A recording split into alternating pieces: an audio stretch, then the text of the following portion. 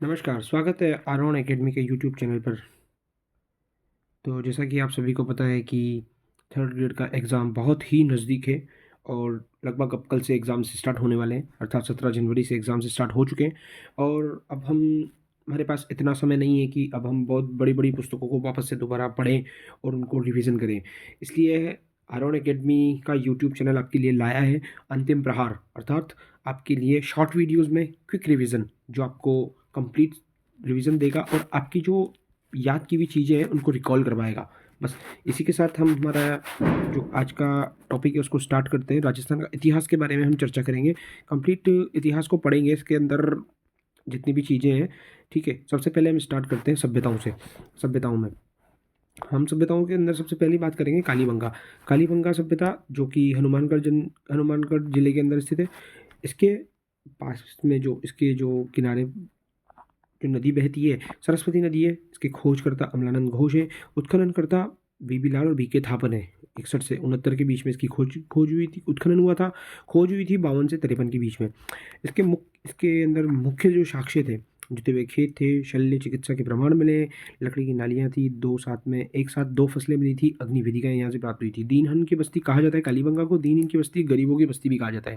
फिर उसके बाद में आहड़, दूसरी आहड़ है।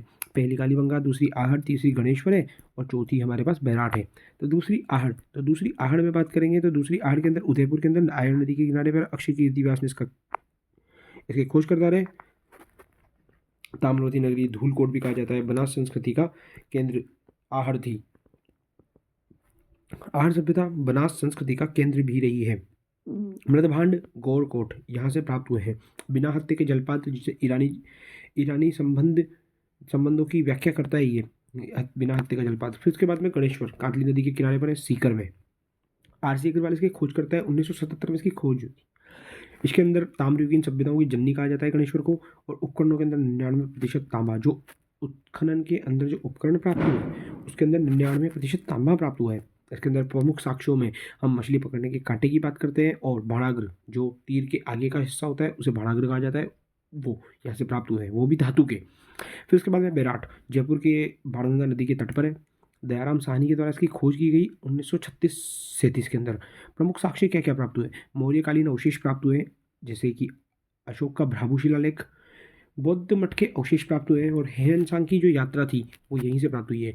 इसमें सभ्यताओं में और भी बहुत सारी चीज़ें हैं, परंतु हम एग्जाम्स ओरिएंटेड, जो कि हमारे रिवीजन को थोड़ा बूस्ट दे, इस हिसाब से हम जो पढ़ रहे हैं वो इतना सही है, ठीक है। फिर उसके बाद में राजवंशों की बात करते हैं। राजवंशों में हमारे यहाँ पर जो राजवंश हैं उनकी उत्पत्ति के सिद्धांत हैं। उत्पत्ति के सिद्धांतों में हमारे पास 4 सिद्धांत प्रमुख हैं। अग्निकुंड से उत्पत्ति का सिद्धांत, ब्राह्मणों से उत्पत्ति का सिद्धांत, वैदिक आर्यों से उत्पत्ति का सिद्धांत और विदेशियों की संतानों से इससे बताया गया है। अब इसमें हम सबसे पहले पढ़ते हैं कि जो अग्निकुंड से उत्पत्ति का जो सिद्धांत है वो क्या है।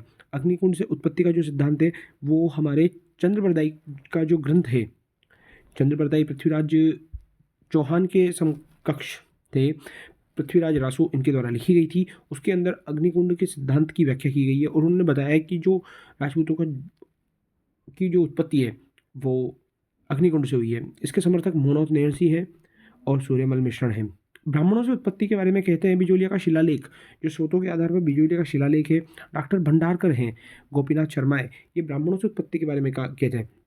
वैदिक आर्यों की संतान GH ओझा और CB वैद्य कहते हैं।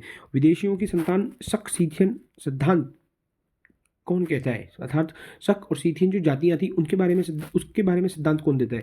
उसके बारे में सिद्धांत देते हैं कर्नल जेम्स टॉड और VN स्मिथ। ये हमारे जो राजवंशों के उत्पत्ति के जो विभिन्न सिद्धांत हैं इनके बारे में बताते हैं, ठीक है।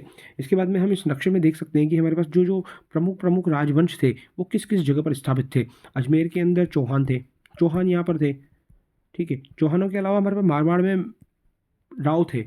राव के अलावा हमारे पास मेवाड़, कछवा वंश हमारे जयपुर में था, जो कि कछवा यहाँ पर है। मेवाड़ के अंदर गुहिल और सिसोदिया।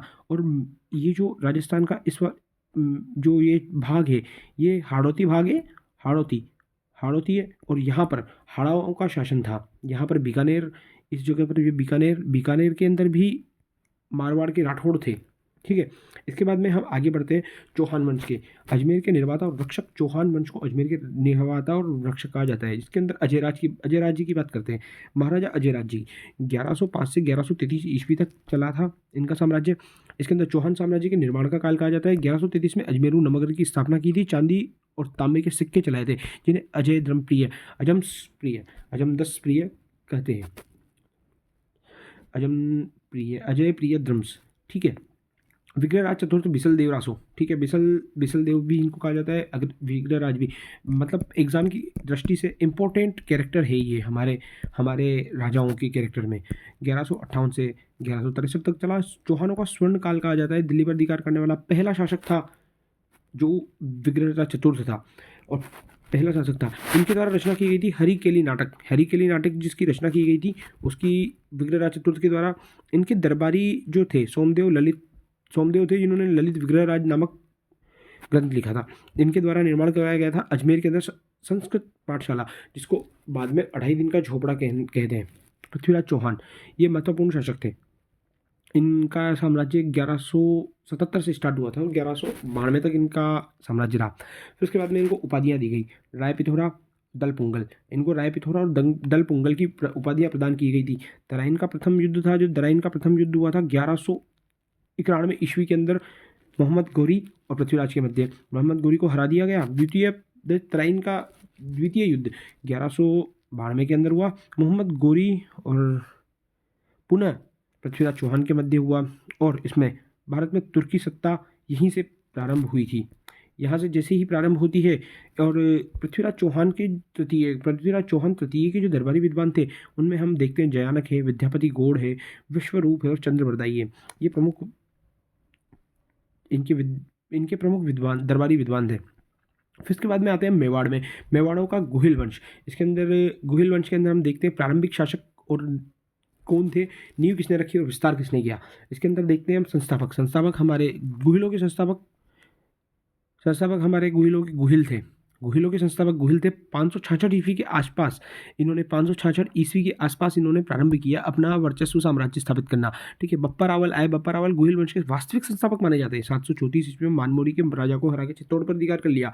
जैत्र सिंह ने भूताला का युद्ध किया था 1227 ईस्वी में। इल्तुतमिश को पराजित किया और राजधानी को चित्तौड़ बनाया, ठीक है। फिर उसके बाद में रावल रतन सिंह आए, जो रानी पद्मिनी से संबंधित है, ठीक है। इसके अंदर देखते हैं हम अलाउद्दीन खिलजी का आक्रमण हुआ था इस समय में। रानी पद्मिनी का जौहर भी हुआ था इस समय पर, ये 1303 ईस्वी के लगभग, और चित्तौड़ का प्रथम साका इसी समय पर हुआ था। फिर राणा कुंभा, हमारे जो राणा कुंभा थे 1433 ईस्वी से 1468 ईस्वी तक मेवाड़ का स्वर्णिम युग कहा जाता है। इसको मेवाड़ का स्वर्णिम युग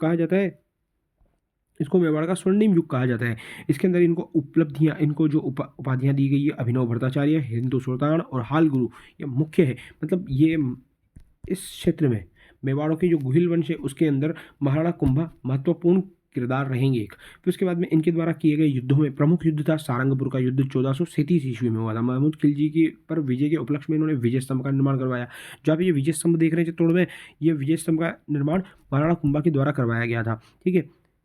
फिर इसके बाद में स्थापत्य में देखते हैं, मेवाड़ के 84 दुर्गों में से 32 दुर्ग अकेले महाराणा कुंभा के द्वारा बनाए गए थे। 84 दुर्गों में से 32 दुर्ग अकेले महाराणा कुंभा के द्वारा बनाए गए थे। इसके अंदर प्रमुख जो दुर्ग था वो कुंभलगढ़ का दुर्ग था, पर कुंभलगढ़ का दुर्ग प्रमुख था। सांस्कृतिक योगदानों के अंदर हम संगीत मीमांसा आदि ग्रंथों की रचना की। श्रेष्ठ ग्रंथों की रचना भी इनके द्वारा की गई। फिर उसके बाद में मेवाड़ के 2 स्तंभ, जिसमें महाराणा सांगा और महाराणा प्रताप की बात करते हैं। महाराणा सांगा महाराणा प्रताप के दादाजी थे, ठीक है। इनका साम्राज्य था 1509 से और 1528 ईस्वी के मध्य। संग्राम सिंह इनका सही नाम था, मतलब सांगा को संग्राम सिंह कहा जाता था। इनकी विशेषताएं क्या थी, इनको सैनिकों का भग्नावशेष कहा जाता था। मतलब ये बहुत ज़्यादा कट फट गए थे, मतलब इनका एक हाथ टूट गया था, एक पाँव कट गया था, इस प्रकार इनकी कई युद्ध इन्होंने लड़े थे, ठीक है। उसमें प्रमुख युद्धों को देखते हैं हम। खातौली का युद्ध था। खातौली का युद्ध 1517 ईस्वी के अंदर इब्राहिम लोदी और राणा सांगा के मध्य हुआ था, और इसमें राणा सांगा विजयी हुए थे। फिर उसके बाद में बाड़ी का युद्ध हुआ था 1518 ईस्वी के अंदर इब्राहिम लोदी और राणा सांगा के मध्य। इसमें भी राणा सांगा पुनः विजय हुए। फिर उसके बाद में गागरोन का जो तीसरा युद्ध हुआ था वो 1519 ईस्वी के अंदर महमूद खिलजी द्वितीय ने युद्ध किया था, महाराणा सांगा के साथ में, इसमें भी महाराणा सांगा पुनः विजयी हुए। और फिर उसके बाद में हमारे पास खानवा का युद्ध आता है 17 मार्च 1527 ईस्वी में, बाबर के द्वारा लड़ा था। और बाबर ने यहाँ पर धर्म युद्ध अर्थात जिहाद की घोषणा की थी। इस वजह से यहाँ पर सांगा पराजित हो जाते हैं, क्योंकि यहाँ पर सभी व्यक्ति मतलब सभी समुदाय के, मुस्लिम समुदाय के जितने भी व्यक्ति थे वो सब एक होकर के और यहाँ पर युद्ध करते हैं। और उनमें धर्म युद्ध के को कह करके उनके मन मस्तिष्क में इस प्रकार से अलग भावना भर दी जाती है, इस प्रकार से वो युद्ध को जीत जाते हैं। फिर उसके बाद में बात, खानवा के युद्ध में पहली बार मेवाड़ की पराजय हुई थी, पहली बार मेवाड़ की पराजय खानवा के युद्ध में हुई थी। फिर उसके बाद महाराणा प्रताप, ये एक मतलब अभूतपूर्व साहस के धनी थे।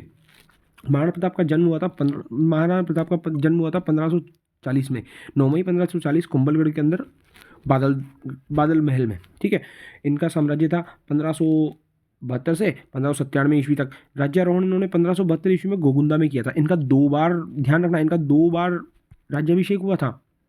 ठीक है, हल्दी घाटी का युद्ध हुआ था 18 जून या 21 जून, दोनों में से एक डेट आएगी, दोनों कभी एक साथ नहीं आएगी। 1576 के अंदर इनका हल्दी घाटी का युद्ध हुआ था अकबर के साथ में। अकबर की सेना में मानसिंह जी थे और प्रताप के मध्य ये युद्ध हुआ था। परिणाम कुछ नहीं हुआ था, मतलब अर्थात ये जो युद्ध था अनिर्णायक था, न तो इसमें प्रताप हारे न मानसिंह हारे। ठीक है, पर फिर भी इसके अंदर ये कहा जाता है कि ये युद्ध प्रताप ने ही जीता था, क्योंकि इसमें साहस, बल और शौर्य के साथ साथ सैनिकों की वीरता और उनकी युद्ध कला कौशल की बात करते हैं।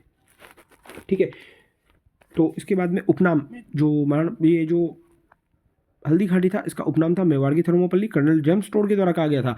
और गोगुंदा का युद्ध बदायूंनी ने कहा था, इसको बदायूंनी ने गोगुंदा का युद्ध कहा था। राजधानी परिवर्तन किया था कुंभल से चावंड, चावंड को संकटकालीन राजधानी कहा गया है। देहांत हुआ था 19 जनवरी 1597 ईस्वी को महाराणा प्रताप का।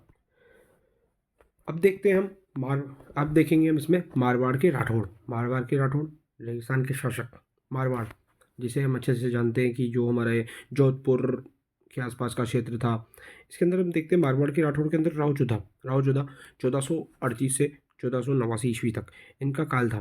ठीक है, इसके अंदर हम 1459 ईस्वी में जोधपुर नगर, जो हमारा जोधपुर है, उसकी स्थापना की गई थी। ठीक है, जोधपुर नगर 1459 ईस्वी में अपनी राजधानी बनाया, जोधपुर नगर बसाया और उसको अपनी राजधानी भी बनाया। उसको राजधानी बनाने वाले राव जोधा थे। मेहरानगढ़ जो दुर्ग था उसकी नींव भी इनके द्वारा रखी गई थी। ठीक है, फिर उसके बाद में हमारे पास राव चंद्रसेन 1489। ठीक है, 1489 से फिर हमारे पास राव मालदेव, फिर राव चंद्रसेन। फिर इसके बाद में हम पढ़ते हैं राव चंद्रसेन 1562 से 1581, 1562 से 1581। उसके पहले हमारे पास राव मालदेव होते हैं। राव मालदेव और राव चंद्रसेन ये दोनों महत्वपूर्ण व्यक्तित्व हैं। ठीक है, राव मालदेव जो 1531 से 1562 तक चले, इनको हशमत वाला शासक भी कहा जाता है। हशमत वाला शासक कहा जाता है। साम्राज्य विस्तार में 52 युद्धों का विजेता किसे कहा जाता है? ध्यान रखना, 52 युद्धों का विजेता कहा जाता है इनको।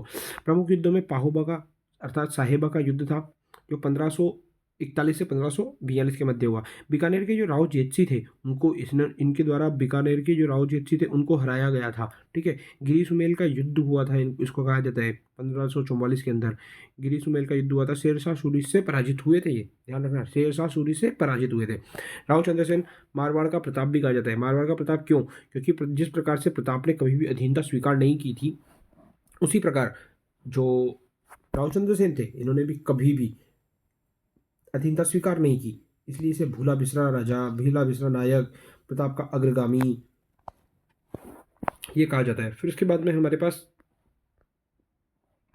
आएंगे कछवा। आमेर के कछवा है कूटनीति और कला के निर्माता। मतलब आमेर के जो कछवा थे वो कूटनीति और कला के निर्माता रहे हैं। ठीक है, इनका प्रारंभिक ग्रहण 1562 में भारमल ने अपनी 1562 के अंदर अकबर की अधीनता को स्वीकार किया और स्वीकार करने वाला पहला राजपूत शासक था। अपनी पुत्री हरका भाई का विवाह भी अकबर से किया। फिर आए मानसिंह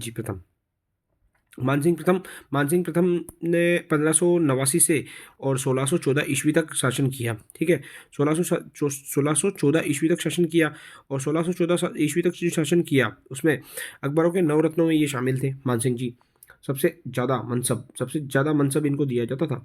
अकबर के काल में, ठीक है। प्रमुख अभियान इनके द्वारा जो अकबर के समय पर जो इनके द्वारा प्रमुख अभियान किए गए थे, उसमें हल्दी घाटी का युद्ध था। जो हल्दी घाटी का युद्ध 1576 के अंदर हुआ था। काबुल का अभियान था, बिहार का अभियान था, बंगाल का अभियान था।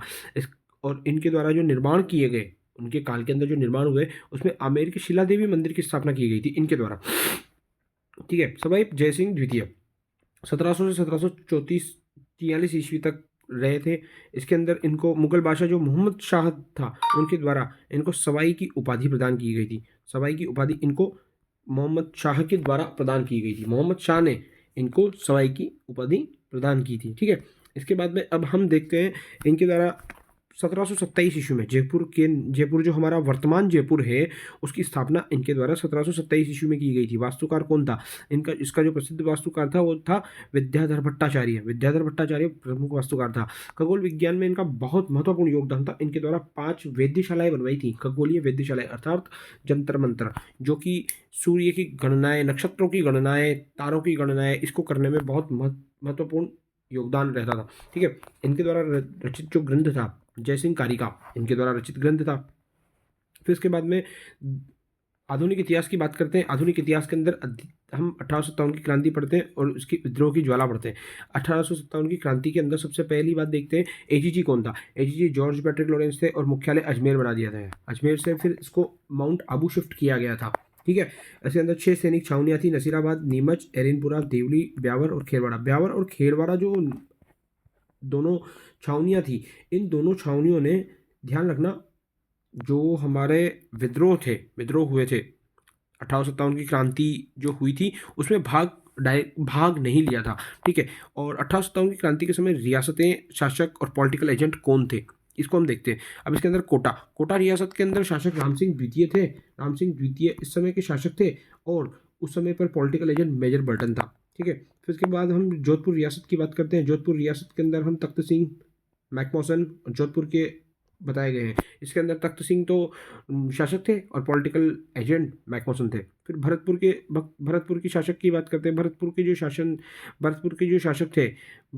शासक थे उसके अंदर जसवंत सिंह थे और वहाँ का पॉलिटिकल एजेंट मॉरिसन था, ठीक है। उसके बाद में फिर हम जयपुर की बात करते हैं। जयपुर के अंदर राम सिंह द्वितीय थे, मेजर ईडन थे, यहाँ के पॉलिटिकल एजेंट थे, ठीक है। फिर इसके बाद में हम उदयपुर की बात करते हैं। उदयपुर के बाद में शावर्स थे, स्वरूप सिंह जी यहाँ के शासक थे और यहाँ का पॉलिटिकल एजेंट मेजर शावर्स थे, ठीक है। फिर हम सिरोही की बात करते हैं। सिरोही के अंदर शिव सिंह जी थे और जेडी हॉल जो यहाँ के पॉलिटिकल एजेंट थे, वो थे, ठीक है। फिर इसके बाद में हम डायरेक्ट आ जाते हैं इसकी चिंगारी, मतलब विद्रोह कब प्रारंभ हुआ, कहाँ कहाँ हुआ, ठीक है। मुख्य की बात करते हैं। इसके अंदर हम नसीराबाद का विद्रोह देखते हैं। नसीराबाद का विद्रोह 28 मई 1857 को प्रारंभ हुआ। ये घटना राजस्थान की क्रांति की शुरुआत होती है, मतलब कि 30 मई को होने वाली क्रांति 28 मई को ही प्रारंभ हो चुकी थी, ठीक है। राजस्थानी क्रांति की शुरुआत हो चुकी थी। विद्रोही सैनिक टुकड़ी थी 15वीं बंगाल नेटिव इन्फेंट्री, मतलब पैदल सैनिक थे ये। 15वीं बंगाल के नेटिव इन्फेंट्री मतलब पैदल सैनिक थे, ठीक है। सैनिकों ने तोपखाने पर अधिकार कर लिया था और दिल्ली की ओर यहाँ से निकल गए थे। अब ये यहाँ से, जैसे ही नसीराबाद में क्रांति हुई, यहाँ से सैनिक जो थे वो यहाँ से निकल करके और दिल्ली की ओर निकल गए, दिल्ली की ओर पहुँचने लगे।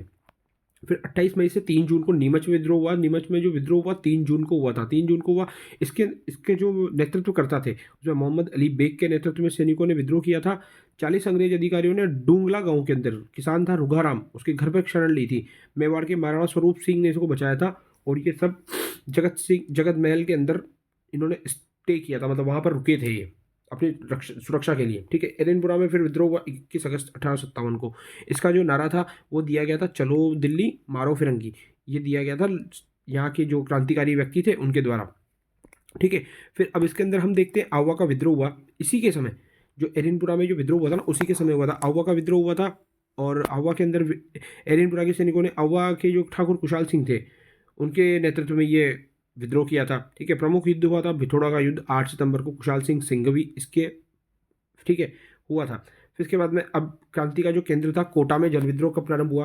कोटा में हुआ था 15 अक्टूबर 1857 को कोटा में विद्रोह प्रारंभ हुआ था। क्रांतिकारी ने पॉलिटिकल एजेंट मेजर बटन और उसके 2 पुत्रों और 2 डॉक्टर थे उनकी भी, दोनों पुत्रों की और 2 डॉक्टरों की भी हत्या कर दी थी, ठीक है। फिर उसके बाद में क्रांति के अंदर जो अक्टूबर 1857 थी से मार्च 1857 के बीच में क्रांति में कोटा दुर्ग पर भी अधिकार कर लिया क्रांतिकारियों ने। जो दुर्ग था कोटा का उस पर भी अधिकार लिया। महाराव जो राम सिंह द्वितीय थे उनके महल में नज़रबंद कर दिया उनको बाहर नहीं आने दिया और लगभग 6 माह तक कोटा पर शासन भी किया। किन्होंने, क्रांतिकारियों ने 6 माह तक कोटा पर शासन किया। ठीक है, 1858 में रॉबर्ट, जनरल जो रॉबर्ट्स थे, उनके नेतृत्व में अंग्रेजी सेना ने करौली के शासक जो मदन पाल थे, उनके सहयोग से कोटा के क्रांतिकारियों से मुक्त करवाया। और जो कोटा के अंदर जो जन विद्रोह हुआ था, इसके नेतृत्वकर्ता में जयदयाल और मेहराब खां, लाला जयदयाल और मेहराब खां, ये दोनों प्रमुख व्यक्ति थे।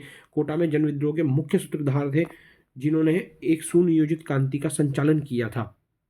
ठीक है, और कहा जाता है कि कोटा का जो विद्रोह था, जो 1857 की क्रांति का सबसे सुनियोजित और नियंत्रित और सबसे सफल विद्रोह था, रहा है ये। ठीक है, फिर इसके बाद में हम जन जागरण और जन जागरण के अंतर्गत किसान एवं जनजातीय आंदोलनों की बात करते हैं। 19वीं और 20वीं शताब्दी में अत्यधिक लगान, लागबाग और मतलब अत्यधिक लागबाग और अत्यधिक लगान की वजह से ये जो विद्रोह हुए थे, इसके कारण हुए थे, और ये किसानों के द्वारा ही किए गए विद्रोह थे सारे के सारे। तो इसमें बिजोलिया किसान आंदोलन 1897 से 1941, 3 चरणों के अंदर ये किसान आंदोलन हुआ था, 3 चरणों में। ठीक है, 3 चरणों के अंदर ये हुआ था। ठीक है, फिर उसके बाद में हम देखते हैं शेखावाटी का किसान आंदोलन। अब जो बिजोलिया का किसान आंदोलन था, उसके बाद में शेखावाटी, बेगू किसान आंदोलन, और चौथा हमारे पास जनजातीय आंदोलनों के अंदर अलग अलग देखते हैं हम। ठीक है, किसान आंदोलनों के अंदर देखना, पहला था विशेषता भारत का सबसे लंबा चलने वाला, अहिंसक था और किसानों के द्वारा संचालित आंदोलन था। इसके अंदर जो किसान थे वो धाकड़ समुदाय से थे, धाकड़ जातियों के किसान सम्मिलित थे। ठीक है, मेवाड़ रियासत के अंदर सबसे ज़्यादा समय तक एक्टिव रहने वाला किसान आंदोलन था। फिर उसके बाद में शेखावाटी किसान आंदोलन था। मुख्य घटना कटराथल महिलाओं की थी, के सम्मेलन के अंदर ये हुई थी, 1934 की बात है। और फिर उसके बाद में कूदन हत्याकांड भी इस समय पे ही हुआ था। कूदन हत्याकांड 1935 में हुआ था, शेखावाटी किसान आंदोलन से संबंधित है। फिर उसके बाद में हमारे पास बेगू किसान आंदोलन 1921 से 1925 के बीच में हुआ था। नेतृत्वकर्ता कौन थे? रामनारायण चौधरी इसके नेतृत्वकर्ता थे।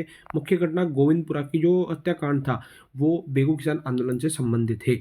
मतलब कई बार क्वेश्चन सिंपल सा आ जाता है, गोविंदपुरा हत्याकांड का संबंध है, ये कब हुआ था? तो आप डायरेक्टली इसमें यह टिक कर सकते हैं, बेगू किसान आंदोलन से संबंधित था, 1923 में हुआ था। इसके बाद में फिर हम देखते हैं कि प्रमुख जनजातीय आंदोलनों में हम देखते हैं भगत गोविंद गिरी के द्वारा किया गया था। एक ही आंदोलन मोतीलाल तेजावत जी के द्वारा किया गया था। ठीक है, फिर इसके बाद में आंदोलन का आदर्श कौन था? बिजोलिया का किसान आंदोलन 1897 से 1941 तक चला। 1941 तक चला, तो इसके बाद में हम सबसे अधिक वर्षों तक चलने वाला आंदोलन था, 44 वर्षों तक चलने वाला आंदोलन था, पूर्ण अहिंसक था। उस समय पर जो तत्कालीन ठिकाना था मेवाड़ रियासत थी। ठीक है, उसके बाद में हम देखते हैं प्रथम चरण 1897 से 1915 तक चला। द्वितीय चरण 1915 से और 1923 तक चला, 23 से 41 तक तृतीय चरण चला। इसके अंदर नेतृत्वकर्ता साधु सीताराम जी थे। 84 प्रकार की लागबाग थी। उस स्वरूप था, मतलब इसके जो नेतृत्वकर्ता थे वो ये स्वतः स्फूर्त था, मतलब खुद व्यक्ति इसके लिए एक्साइटेड थे इसको करने के लिए। फिर द्वितीय चरण आया। इसका जो द्वितीय चरण था उसका नेतृत्वकर्ता विजय सिंह पथिक थे, भूप सिंह जिनको हम बोलते हैं। महत्व था, राष्ट्रीय स्तर की पहचान मिली थी, ऊपर पंचमाल बोर्ड की स्थापना की गई थी और इसकी स्थापना विजय सिंह पथिक ने की थी। ठीक है, इसके अध्यक्ष मंडल इसके 1917 के अंदर इसकी स्थापना की गई थी। ऊपर पंचमाल बोर्ड पहली पंचायत थी ये। तृतीय चरण हमारा 1923 से 1941 हुआ। माणिक्यलाल वर्मा, रामनारायण चौधरी और जमनालाल बजाज ये नेतृत्व करता थे। परिणाम इसका क्या रहा? इसका परिणाम 1941 में मेवाड़ के प्रधानमंत्री टी विजय राघवाचार्य के प्रयासों से यह आंदोलन समाप्त हुआ और इसमें सफलता ही भी प्राप्त हुई। ठीक है, इसके बाद में अन्य कई किसान आंदोलन इस चीज़ से संबंधित रहे और इससे इन व्यक्तियों ने और लोगों ने इससे बहुत सारी फायदे उठाए। इसके बाद में प्रजामंडल आंदोलन के अंदर देखते हैं, प्रजामंडल आंदोलन के लिए उत्तरदायी शासन के लिए संघर्ष किया गया। ठीक है, उत्तरदायी शासन के लिए संघर्ष के अंदर हम नागरिक अधिकारों की बात करते हैं। इसके अंदर प्रेरणा किससे मिली? कांग्रेस का 1938 का जो हरिपुरा अधिवेशन था, इसमें रियासतों में स्वतंत्रता संघर्ष चलाने के लिए प्रस्ताव पारित हुआ था। और प्रजामंडल और प्रजामंडलों की स्थापना वर्ष और इनके संस्थापक कौन कौन थे, ये मुख्य बिंदु रहते हैं, तो इनको हम देखते हैं अच्छे से। ठीक है, पहला था प्रजामंडल, जयपुर प्रजामंडल की 1931 में स्थापना हुई। जमनालाल बजाज और कर्पूर चंद पाटनी के द्वारा इसकी स्थापना की गई। बूंदी प्रजामंडल 1931 में स्थापना कांतिलाल जी के द्वारा की गई थी। मारवाड़ जिसे जोधपुर भी कहते हैं, 1934 में जयनारायण व्यास के द्वारा की गई थी। बीकानेर प्रजामंडल की स्थापना 1936 में मघाराम वैद्य कलकत्ता के अंदर की गई थी। मेवाड़ प्रजामंडल की 1938 के अंदर माणिक्यलाल वर्मा अध्यक्ष बलवंत सिंह मेहता थे। शाहपुरा जो प्रजामंडल था 1938 में हुई थी, रमेश चंद्र ओझा थे। कोटा का जो प्रजामंडल था 1939 के अंदर नैनूराम पंडित नैनूराम शर्मा के द्वारा की गई थी। सिरोही का जो प्रजामंडल था 1939 के अंदर गोकुल भाई भट्ट के द्वारा इसकी स्थापना की गई थी। ठीक है, फिर एकीकरण की बात करते हैं। राजस्थान, आधुनिक राजस्थान का एक निर्माण कब हुआ था? राजस्थान, आधुनिक राजस्थान जो भी वर्तमान राजस्थान है उसका निर्माण 1956 के अंदर हुआ था। ठीक है, अब देखते हैं उस समय पर जब इसके एकीकरण की प्रक्रिया प्रारंभ हुई थी, उस समय पर रियासतें 19 थी। 3 ठिकाने नीमराणा, कुशालावा और कुशलगढ़ थे। केंद्र शासित प्रदेश में एक अजमेर मेरवाड़ा था। और ये जो एकीकरण का समय था ये 8 साल 7 महीने और 14 दिन के अंदर कंप्लीट हो चुका था। पहले चरण के अंदर मत्स्य संघ को जोड़ा गया था, जिसके अंदर अलवर, भरतपुर, धौलपुर, करौली, अर्थात हम इसको सिंपल सी तरीके से याद रख सकते हैं ABCD, अलवर, भरतपुर, करौली और धौलपुर। सी का के का करौली होता है, पर हम यहाँ पे सी लेंगे। ठीक है, इसके बाद में हमारे पास दूसरा चरण स्टार्ट होता है, राजस्थान के एकीकरण का दूसरा चरण। उसमें पूर्वी राजस्थान संघ बोलते हैं इसको। 25 मार्च को प्रारंभ हुआ। कोटा, बूंदी, झालावाड़ आदि 9 रियासतें इसके अंदर शामिल की गई। फिर तीसरे चरण के अंदर संयुक्त राजस्थान कहा जाता है। 18 अप्रैल 1948 को हुआ। इसके अंदर पूर्वी राजस्थान संघ प्लस उदयपुर को इसमें इंक्लूड किया। उदयपुर भी मतलब मेवाड़ इसके अंदर इंक्लूड हुआ। फिर चतुर्थ में वृहद राजस्थान 30 मार्च 1949 को हुआ। संयुक्त Rajasthan plus Jaipur plus Jodhpur plus Bikaner plus Jaisalmer, इसको राजस्थान स्थापना दिवस 30 तारीख को बताया जाता है, 30 मार्च को। ठीक है, फिर पांचवें के अंदर हमारे पास 15 मई को हुआ 1949 संयुक्त वृहद राजस्थान प्लस मत्स्य संघ अर्थात जो हमारे पास ABCD थी वो वृहद राजस्थान में मिल गया था। फिर इसके बाद में छठा चरण आया हमारे पास राजस्थान संघ।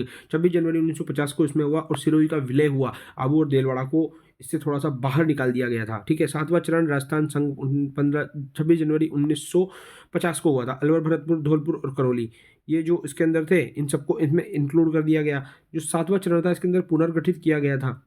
ये जो पुनर्गठित किया गया था इसके अंदर वर्तमान राजस्थान का 1 नवंबर 1956 को जो वर्तमान में नक्शा देख रहे हैं उसकी बात की गई है। ठीक है, अब इसके अंदर हम देखते हैं यहाँ तक का ये कंप्लीट हो गया। एकीकरण के विभिन्न चरणों को हम यहाँ से भी समझ सकते हैं। जैसे पहला चरण था मत्स्य संघ कहलाता है, दूसरा चरण पूर्वी राजस्थान संघ कहलाता है, तीसरा चरण संयुक्त राजस्थान, चौथा चरण वृहद राजस्थान, पांचवा चरण संयुक्त वृहद राजस्थान, छठा चरण सेल्फ राजस्थान है, फिर उसके बाद पुनर्गठित राजस्थान। महत्वपूर्ण ये 5 है हमारे पास।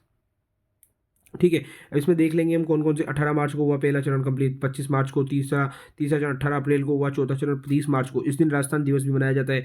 15 मई को पांचवा चरण हुआ, छठा चरण 26 जनवरी को हुआ।